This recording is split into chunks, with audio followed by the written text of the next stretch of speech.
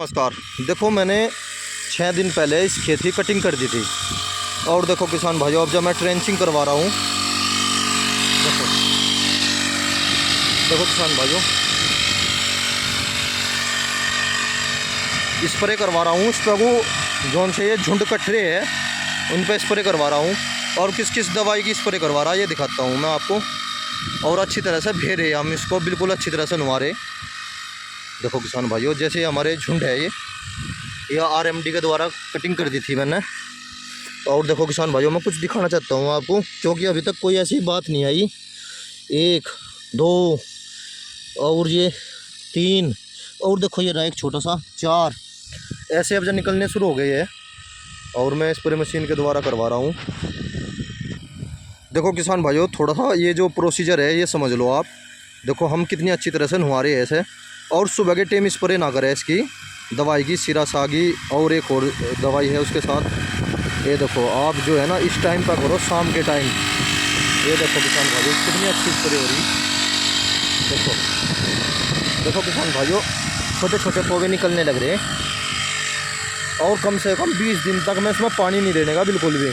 बस इस बात का ध्यान रखें कि शाम के टाइम ही स्प्रे करवावे, सुबह के टाइम ना करें।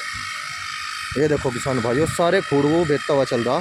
और कौन सी दवाई की स्प्रे हो रही मैं आपको सारी दिखाता हूँ। अब जा A to Z सारी जानकारी दूंगा। देखो किसान भाइयों, देखो सारे खूड़ को भेके चल रहे। कुछ किसान भाई जो है झुंड झुंड को भेजते हैं, हमने ये पूरा का पूरा ही कवर कर लिया। देखो किसान भाइयों, देखो किसान भाइयों, हमने जो स्प्रे में ली है, एक तो सिरा सागी ली है 5 बीघे में मैंने ये 2 डिब्बी ली। देखो किसान, इसमें फिप्रोनिल है और एक इसमें ये जो फिप्रोनिल है ये 40% आता है और एक इसमें इमीडा क्लोरोफिल्ड है जो 40% आता है WG में। और किसान भाइयों देखो, एक हमने फंगस की दवाई ली है और यह 70% में है। इसको दिखाता हूँ मैं, 500 ग्राम है या 5 बीघे में काफ़ी होती है। देखो यह थायोफेनेट मिथाइल है 70%, घुलनशील पाउडर है। देखो किसान भाइयों, और यह काफ़ी अच्छी दवाई है, इसका ज़रूर इस्तेमाल करना चाहिए अपने गन्ने की खेती में। देखो ये अलग अलग कंपनी देती है इसको, कोई किसी नाम से दे रहा, कोई किसी नाम से दे रहा। इस प्रकार हम अगर अपने खेत में इसका इस्तेमाल करें, फिप्रोनिल का भी हो जाएगा और फंगस, सारी तीनों कॉम्बिनेशन बड़ा ही गजब का है अगर हमें अपने खेत में अच्छी पैदावार लेनी।